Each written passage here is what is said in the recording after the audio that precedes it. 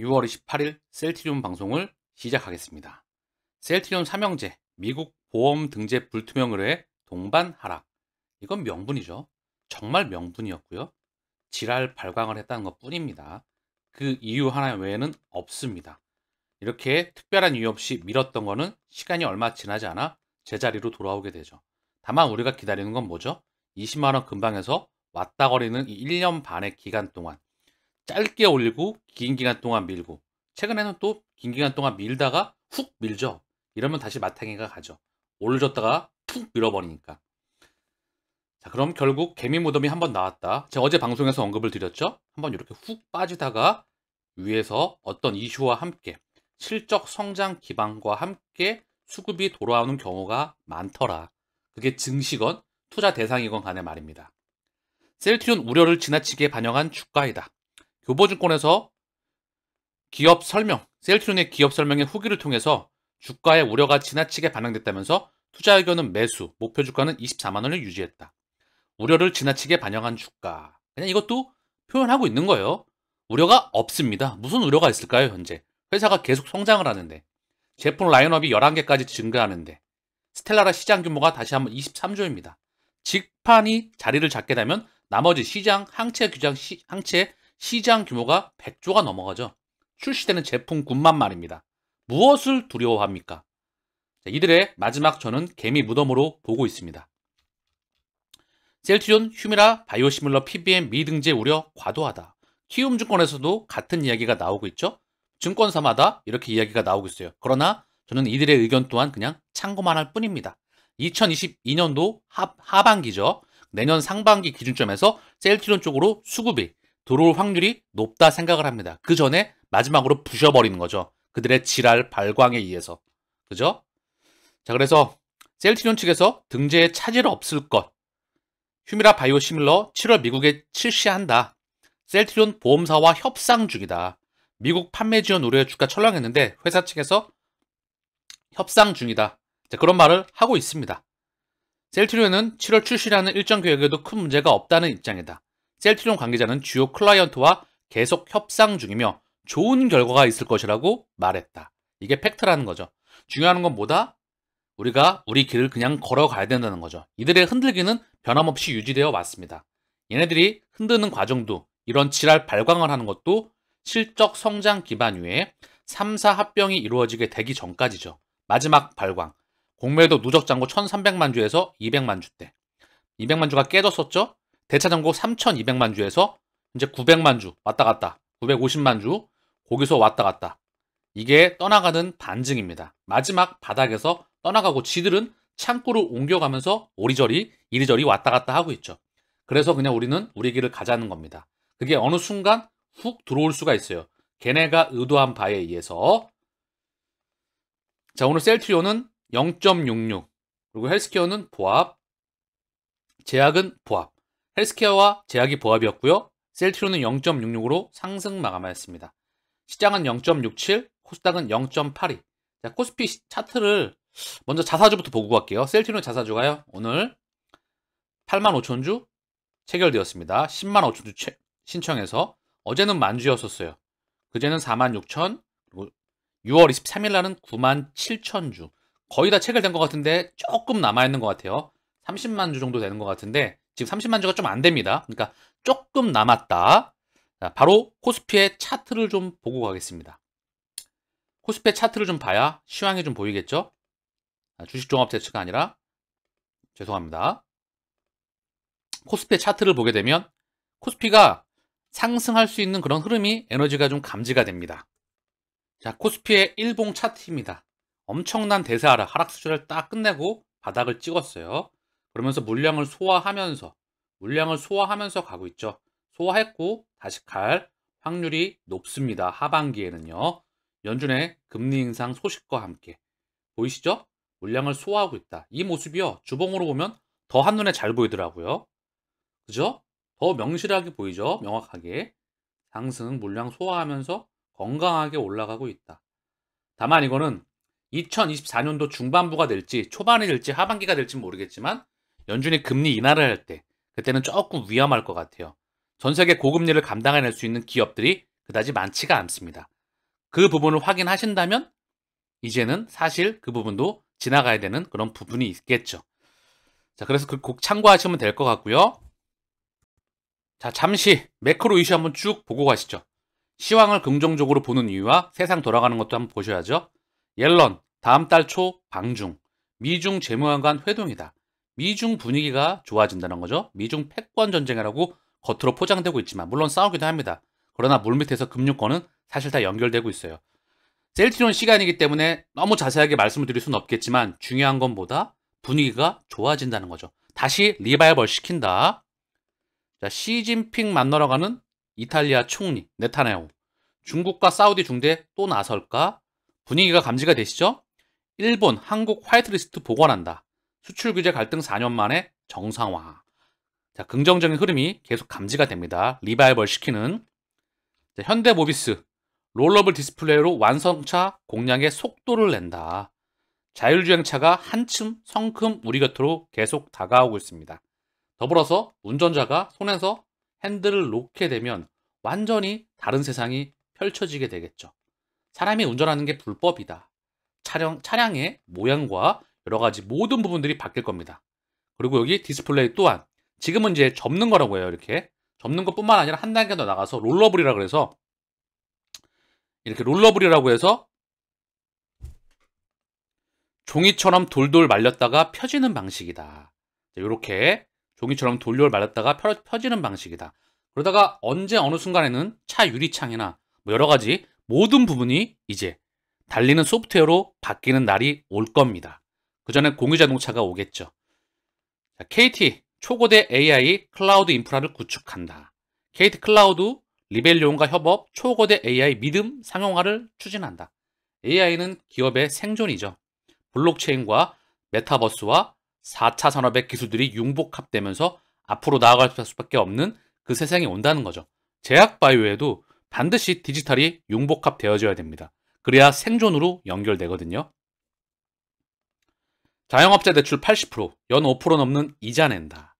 금리 5% 미만 담보대출 급감. 평균금리도 1.7% 이상 뛰었다. 대출 잔액은 4개월 연속 증가. 1분기 연체액 53% 넘게 급증하였다. 9월 이후 부실 위험 커질 듯. 5대 은행, 국내 5대 은행 개인 사업자 대출 잔액이 계속 커지고 있는데 보시면 비중이 좀 커지고 있죠? 금리가 고금리게 되면 사실 부실 위험이 이제 시중 5대 은행까지 저축은행을 넘어서 5대 은행도 현재 이런 이야기가 나온다는 거죠. 제가 다음 시장을 좋지 않게 보는 이유입니다. 애플페이 국내 상용 여파, 삼성페이도 수수료 받는다. 전 세계 페이망은요, 사실 다 연결됩니다. 분산 원장으로 명명되고 있는 블록체인이라는 게 있습니다. 어쨌든 중요한 건 스위프트 2.0과 함께 결제 시스템은 하나로 다 연결될 겁니다. 우리 개인들은 그냥 얘네가 연결시켜 놓은 거 그냥 기득권 생각 없이 사용할 수밖에 없게 되는 그런 세상이 온다는 거죠. 퍼스널 컴퓨터가 개발이 됐으니까 우리는 그냥 썼던 거죠. 모바일이 나오니까 우리는 그냥 썼던 겁니다. 그쵸? 코로나가 왔으니까 우리는 그냥 통제를 당했던 거죠. 그쵸? 마찬가지로 그 연장선에서 금융에 이제 수수료도 즉각 해외에 송금을 보내게 되면 많게는 일주일, 적게는 3일에서 2일에서 4일. 수수료도 비싸죠? 이게 몇 초 내에 이동하게 되는 그런 세상이 온다는 거죠. 한경 머니 콘서트 2023 하반기 코스피 2,900 간다. 내년 반도체 뚜렷한 회복세가 있다. 기업 이익 199조를 예상한다. 국내 반도체 업종의 순이익이 올라가고 있다. 지켜봐야 되겠죠. 그러나 저 또한 긍정적으로 보고 있습니다. 하반기에. 얘네가 가끔 틀릴 때도 많고 맞을 때도 많죠. 헷갈리게 할 때도 많고 말입니다. 그러나 제가 계속 언급드렸죠. 반도체에 자금이 들어올 확률이 높다. 2차 전지는 쉬어줘야 된다. 그래야 얘가 건강하게 조정을 받고 갑니다. 그리고 현재 2차 전지가 조정을 받고 있죠. 쉬고 있죠. 셀트리온은 무조건 비를 맞았지만 걔네가 의도적이는 폭으로 쏟아냈지만 그건 의도적이라는 거죠. 아주 지랄 발광이었다는 거죠. 그런 지랄 발광은 빠른 시간 안에 회복이 되고요. 걱정할 필요는 단 1도 없다. 다만 중요한 건 뭐다? 추세적으로 우리가 상승이 나와야 되는 게 중요한 거라는 거죠. 버핏, 바이제페노과 일본 ETF 달았다. 이것 또한 마찬가지입니다. 엔화 약세를 기반으로 해서 일본 경제는 그다지 건강하지 않습니다. 건강하면 금리를 올려줘야 돼요. 그게 가장 건강한 겁니다. 경제 펀더멘탈이 받쳐주는 상태에서 금리를 올리면서 경제가 성장하는 게 가장 이상적입니다. 그러나 물가가 올라갔는데 금리를 못 올리고 있죠. 엔화 약세를 기반으로 해서 증시와 수출 경쟁력만 도모하고 있는 부분입니다. 그래서 증시와 현재 일본 경제가 인위적으로 살아나고 있죠. 이게 의미하는 바는 뭐다? 경기를 리바이벌 시킨다. 여러 가지 지금 감이 오시죠? 옐런이 중국을 방문만 하거나 이스라엘 총리가 또 중국을 방문하러 가거나 일본 화이트리스트가 다시 해제가 되고 버핏 부분에서 일본이 다시 경제가 돌아가는 부분이거나 여러 가지 긍정적인 시그널이 나오고 있다는 거죠. 그래서 하반기에 셀트리온 쪽으로 자금이 올 때를 기다려 볼 만하다.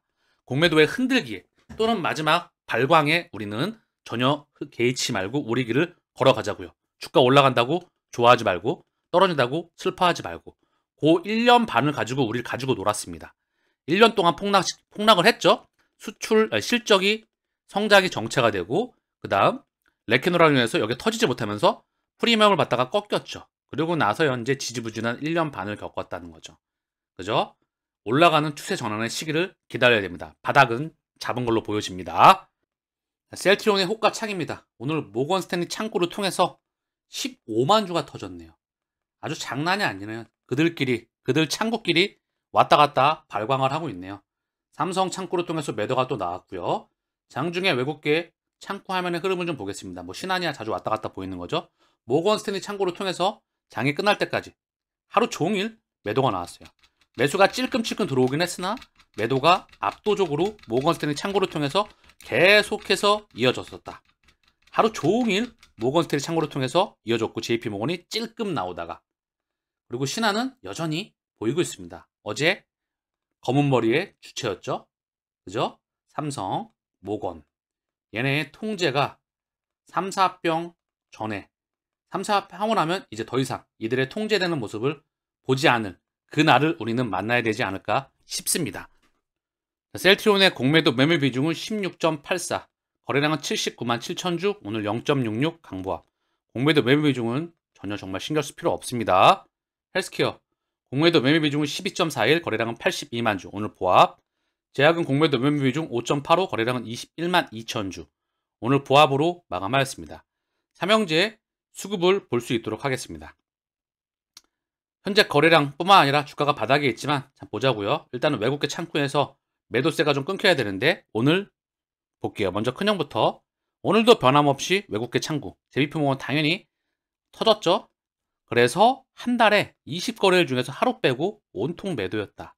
아주 그들의 창구가 계속해서 하루 빼놓고 온통 외국계 창구를 통해서 매도가 나왔다. 신한도 포함되어 있죠. 자, 무려 외국계가 한 달 기준 111만 주. 자, 기간은 오늘도 6만 3천 주, 69만 7천 주 매도. 오늘 8만 2천 주 외국인 매도. 개인은 5만 6천 주 순매수입니다. 연기금 3만 5천 주, 어제 14만 주. 자, 투신, 보험, 사모펀드 다 매도였고요. 금융투자가 찔끔 매수가 들어왔습니다. 수급이 꼬여 있습니다. 오랜 기간 바닥에서 수급이 이제 꼬였기 때문에 돌아 나갈 때가 언제 나올지. 사실 근데 그렇게 의미를 부여하지 말자고요. 추세가 전환되는 게 중요한 거니까 빠른 시간 안에 급하게 꺾였던 거는 올라올 거예요. 그리고 오래 걸리진 않을 겁니다. 헬스케어 기간은 6만 6천 주 매도 순매도했고요. 외국인은 306주 순매수 거의 보합이죠.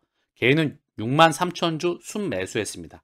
연기금이 4만 주 매도했고요. 사모펀드가 1만 5천 주, 투신이 1만 2천 주. 금융투자가 찔끔 매수했고 나머지는 다 매도였어요. 헬스케어도 개인이 무려 138만 주 순매수입니다. 외국인이 한 달 기준 75만 주, 기간이 60만 주 매도. 금융투자가 39만 주, 연기금이 30만 주 한 달 기준 매도하고 있고요. 사모펀드가 그나마 35만 주를 순매수하고 있네요. 수급이 얘 또한 좋지가 않죠? 제약은 기간이 6만 주 매도, 외국인이 2만 7천 주 순매수했고요. 개인은 3만 1천 주 순매수했습니다. 자, 그래서 개인이 16만 주, 외국인이 16만 주 매도했던 게 개인으로 11만 주, 기간으로 5만 9천 주, 현재 수급이 플러스이다. 뭐 그런 상황인데 제약도 사실 수급이 이 정도로 뭐 좋다 말할 필요가 없겠죠. 뭐 금융투자 2만 9천 주, 사모펀드 2만 2천 주, 연기금 5,600주. 자, 기간은 오늘 매도였었다. 삼형제 수급이 완전히 꼬여 있다는 부분이죠. 요게 꼬였으니까 당연히 이렇게 쳤겠죠. 자, 그래서 우리 길을 그냥 우직하게 걸어가시기를 바랍니다. 오늘 방송은 여기서 마치겠습니다. 감사합니다.